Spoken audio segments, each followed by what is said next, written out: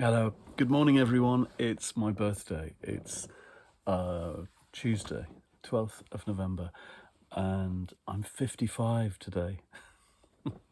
I've never really cared for ages, and I feel absolutely no different to how I felt on my best birthdays.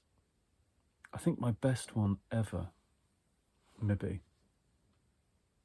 is when I was 13 and I got my own cassette recorder, and my mum, whose present it was, had recorded a message on the tape that came with it, and she sang Happy Birthday into this cassette. And yeah, it was just marvellous. And that cassette player was the one that we recorded our own audio dramas on, our own readings, and recorded things off the telly. I used to walk around town with headphones on, listening to the soundtracks of Doctor Who and Universal movies and French and Saunders and Victoria Wood, learning these things off by heart, and Alan Bennett plays as well. I was thinking about different birthdays in the past. Yesterday, I was looking at my journals, my reading journals, and seeing what I was reading on my actual birthday in years gone by. And actually, I could build up quite a good picture of all those years and the books that I spent time with, because you can celebrate only so much. And when you do your own thing, when you write and you work from home, you spend some of your birthday by yourself, and it's easy to get sucked into being too thoughtful and gloomy sometimes. And I have escaped on those birthdays into books, and it's amazing to look back through the volumes that meant a lot on those days. And I've made quite a good list last night of this is my new little journal thing that you can attach new little books to. I really like it. It's like a kind of modern day Filofax. And it was amazing looking through and realizing that in 1991 I was reading Time Worm Revelation for the first time, because I was doing my MA and Paul Cornell, who'd written it, was on that course, and I got an early copy of this, one of the earliest Doctor Who original novels. And the next year I was reading The Magic Toy Shop by Angela Carter. In 96, when I was in Edinburgh, and first with Jeremy, my first birthday with him, and we had a big meal out at a Mexican restaurant with all these people, and I was reading the huge Virginia Woolf biography by Hermione Lee that Chatto and Windus had just published, who were my publisher. They had been for a year at that point. And I think I was reading that on my birthday. It took about 2 weeks to read. I was carrying it backwards and forwards with me across town, this huge thing. Anyway, we all had this Mexican, and there was lots of refried beans, and everybody got terrible indigestion. Skellig in 98, David Almond. Here Comes John in 99, Bridget O'Connor, who was our writing fellow at UEA at the time. 2001, I was reading Three Queer Lives, a kind of triptych of biographies by Paul Bailey, who died a few weeks ago, who we kind of knew. That's a really lovely book. I need to dig that out. Don't Look Now, I read for the first time in 2002. It was a present from Vic Sage, who was cross that I hadn't read as much Daphne du Maurier as he thought I should. Miss Pettigrew Lives for a Day by Winifred Watson in 2004, which was a gift from my friend Wayne in a Persephone edition. It was one of his favourites, still is, about the... she's a maid, isn't she? And she's looking after a party in the 1920s or 30s in Mayfair or something. And she has this wild day. I should reread that. What else? Rebecca in 2010. See, I did read more Daphne du Maurier. Cricket in Times Square in 2011.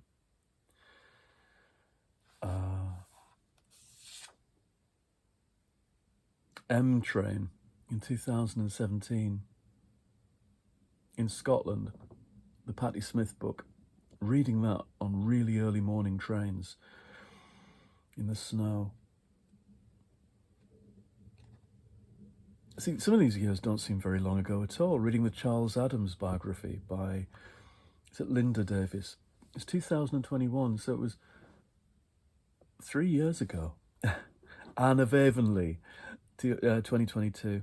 Last year, Memoirs of a Dangerous Alien by Maggie Prince, which was a 90s kids science fiction novel that was fantastic. And I was reading my journal from this time last year, and I had quite a good birthday last year. We had a number of day trips to bookshops through that week, and we went to Hebden Bridge and drove and stopped at all the bookshops, all the second-hand ones, and had fish and chips in Hebden Bridge, sitting in the car, and it was good. It was the first kind of Christmassy day. Anyway, I thought I'd catch up today. This is the finished lamb. I think he's finished. I'm really pleased with him. I hope Elaine is too. I've got to find a place to display him. I think he looks magical. My gift from Jeremy. Actually, in the middle of the night, he made me open this present. I think he was excited. After midnight. And look, it's a poodle with a gun, with a water pistol. Everyone had one of these when I was a kid. A walking dog. Is he going to do it on the arm of the chair? Oops, he slipped. Socks really isn't sure about this. Whoops, he was on the bed last night and dubious to say the least. He's off.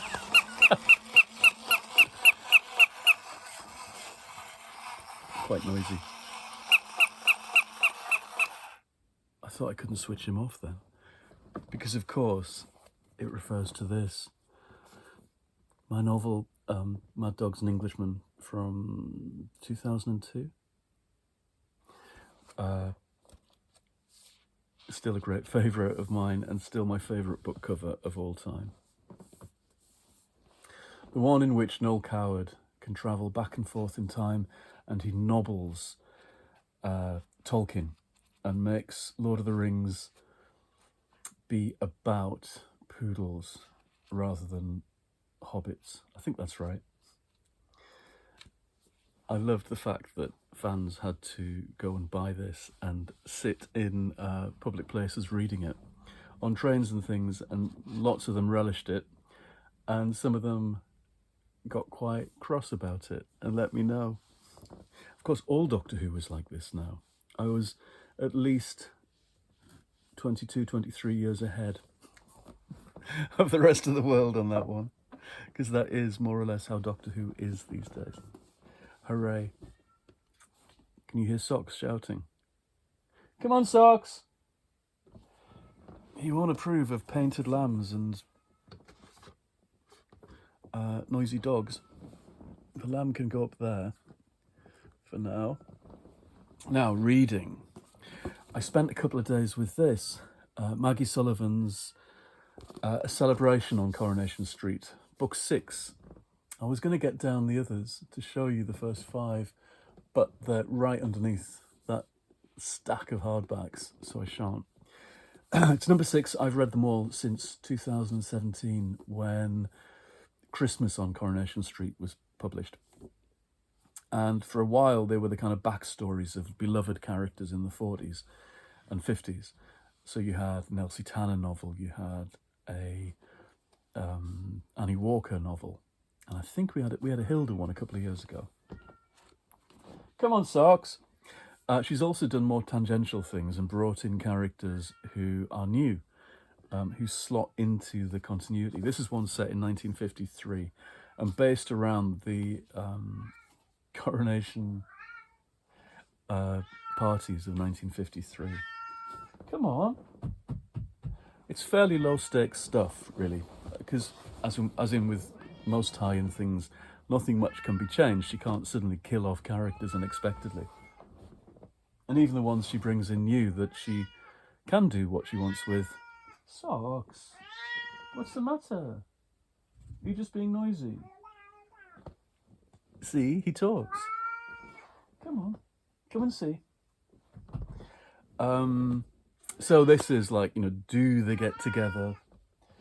The window cleaner and the dyslexic girl who works in the shop, who wants to be a seamstress, and why has Billy Walker been chucked out of school, and will his girlfriend run away to London? So it's fairly soapy, everyday stuff. But she writes, I think, in a very smooth and compelling way, actually. It's easy on the ear, the prose, and her dialogue's good. So, so I was delighted that there's a 7th in the series coming. In fact, I think it's out next week. It's on pre-order for me. I won't be ready to read it yet, but hopefully if there's a 7th, that means there'll be at least 9, because they tend to go in 3s, I think.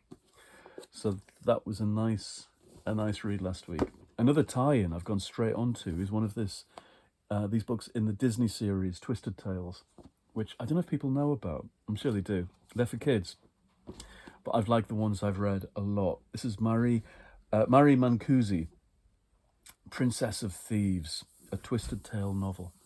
And it's her take on a kind of almost gender-reversed Robin Hood. The 1973 Disney Robin Hood film, where it was all foxes and vultures and Peter Ustinov as a lion king. And again, somebody who writes in a way that just pulls you on through the book. It's very cleanly written. It's very evocative, actually.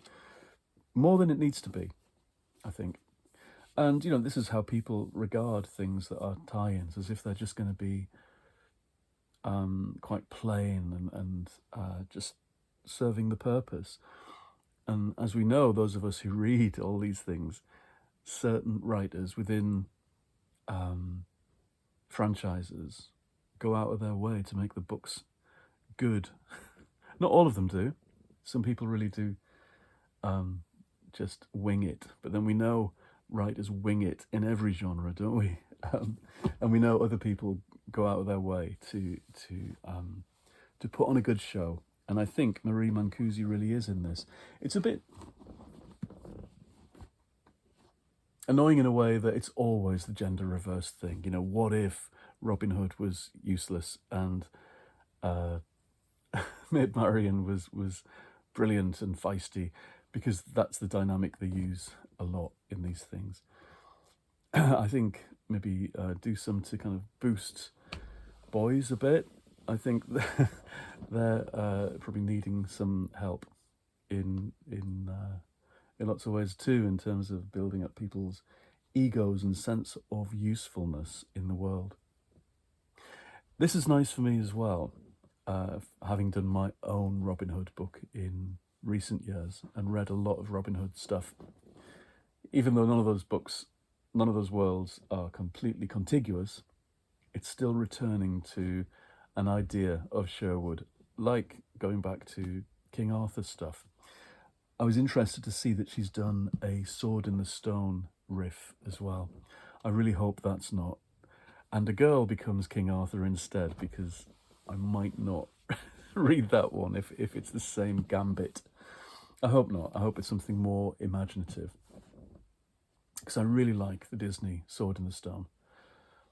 Which reminds me, I've got the Lev Grossman King Arthur book still to read. I made a lovely heap of books, Christmassy and November-y, to read before the end of the year.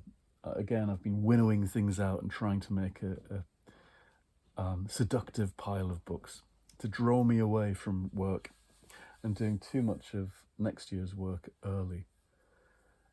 It's very important to kind of pace yourself correctly when you work in your own time on your own stuff. You can really spoil things by dashing at things too hard in some kind of attempt to get everything done. It's not the best way of working. It's taken me a long time to realise that doing my steady, usually about 1,700 words a day on average, and building it up gradually is the way to work. It takes a long time to learn these things. Anyway, I think that's all my catching up I've got to do. We're going out for a curry tonight in somewhere that I've not been before. And I think that's all my news. I hope everyone's well, and I hope you're reading nice things. The poodle says goodbye, and so does Socks. Socks? I think the cat's sulking. This is turning into a puppet show. Okay, goodbye. See you again soon.